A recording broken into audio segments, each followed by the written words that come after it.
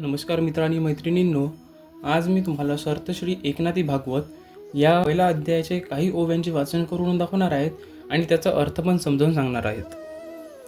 ओम श्री गणेशाय नमः. ते चैतन्याचे अलंकार, की ब्रह्मविद्येचे शृंगार, की ईश्वराचे मनोहर, निज मंदिर निवासा, ते अधिष्ठाना अधिवासू, की सुखासही सोल्हासू, विश्रांतीसी विश्वासू, निज रहिवासू करावया, की ते भूत दर्यानव, की माहेरा आली कनव, नाते निर्गुणाचे अवेव, निज गौरव स्वानंदा, नाते डोळ्यांतील दृष्टी, की तिचीही देखणी पुष्टी, की संतुष्टीसी तुष्टी, चरणांगुष्टी जयांचे, ते पाहती जयांकडे, त्यांचे उगवे भवसांकडे, परब्रह्म डोळ्यांपुढे, निज निवाडे उल्हासे, तेथे साधन चतुष्ट यसायास, न पाहती शास्त्र चातुर्य विलास, एक धरिला पुरे विश्वास,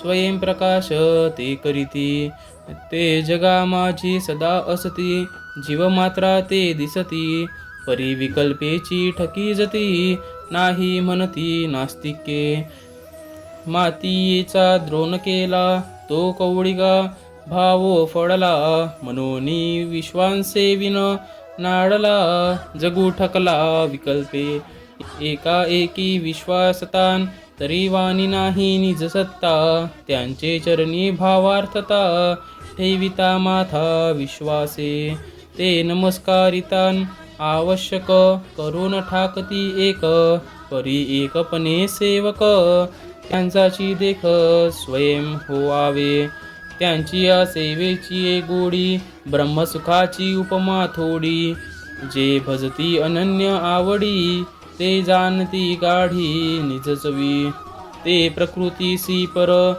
प्रकृती रूपी ते अविकार, आकार विकार व्यवहार, त्यांचे निसाचार बाधिना, ते भोगावरी न विटती, त्यागावरी न उठती, आपुलिये सहज स्थिती, स्वयं वर्तती सर्वदा, ते ज्ञातेपणा न मिरविती, पिसेपण न दाविती, स्वरूप फुंजू विस्मृती, गिळूनी वर्तती निजांगे, प्रेमा अंगीची जिराला, विस्मयो येवोंची विसरला, प्रपंचू परमार्थू एकू जाहला, हा ही ठेला विभागू, स्मरण विस्मरणेशी गेले, देह देहीच हारपले, अंतु बाहेर पण गेले, गेले ठेले स्मरेना, स्वप्न जागृती जागता गेली, सुषुप्ती साक्षीत्वेसी बुडाली, उन्मनी ही वेडावली,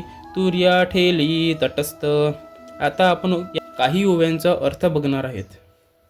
ते सज्जन चैतन्याचे अलंकार आहेत, ब्रह्मविद्येचे शृंगार किंवा ईश्वराचे राहण्याचे मनोहर मंदिरच आहेत, ते परब्रह्माचे निवासस्थान आहे, सुखाचा पूर्ण उल्हास आहेत, विश्रांतीला राहावयाची पूर्ण विश्वासाची जागा आहे, ते भूतदयेचे सागर आहेत, करुणेचे माहेरघर आहेत, निर्गुणाचा गौरव व आनंद दर्शविणारे अवयव आहेत, ते डोळ्यातील दृष्टी आहेत, त्या दृष्टीचीही दर्शक शक्ती आहेत, त्यांच्या चरणांगुष्टांमध्ये संतुष्टीलाही तुष्टी मिळते, ते ज्यांच्याकडे पाहतात त्यांच्या जीवनातील संकटे दूर होतात व त्यांना सर्वत्र परब्रह्माचे दर्शन होऊ लागते, तेथे साधन चतुष्टयाचे श्रम करावे लागत नाही, शास्त्रचातुर्याचा फार अभ्यास करावा लागत नाही, त्यांच्यावर श्रद्धा ठेवली की ते जीवनाचा मार्ग प्रकाशित करतात, असे सज्जन जगामध्ये सदैव असतात, प्रत्येक प्राणीमात्राला ते दिसू शकतात, परंतु विकल्पामुळे लोक फसतात, नास्तिकपणाने ते नाहीत असे म्हणतात, मातीच्या द्रोणाचार्यावर केवळ दृढ श्रद्धा ठेवल्यामुळे एकलव्य कोळ्याला फलसिद्धी मिळाली, जग हे विश्वास नसल्यामुळे नाडले आहे आणि विकल्पामुळे फसले आहे, शुद्ध मनाने त्यांचेवर पूर्ण विश्वास ठेवला व भक्तिभावाने आणि दृढ निश्चयाने त्यांच्या चरणांवर मस्तक ठेवले नंतर सर्वत्र आत्मसत्तेचा अनुभव येऊ लागेल. त्यांना प्रेमभावाने नमस्कार केला असता ते स्वतःशीच एकरूप करतात.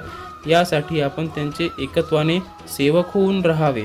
त्यांच्या सेवेच्या गोडीला ब्रह्मसुखाचीही उपमा कमी आहे. जे कोणी अनन्य भावाने त्यांची उपासना करतात त्यांना आत्मस्वरूपाचा प्रत्यक्ष अनुभव येऊ लागतो. ते प्रकृतीहून भिन्न आणि शरीराच्या आकाराने प्राकृतिक असूनही अविकार असतात.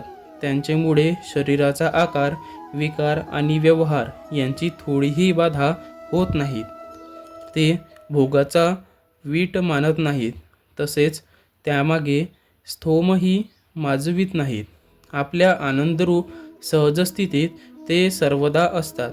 ते ज्ञानाचा अहंकार मिरवित नाहीत किंवा वेडेपणाही दाखवित नाहीत. आत्मस्वरूप प्राप्तीचा गर्व किंवा विसर गिळून आनंद स्वरूपात राहतात.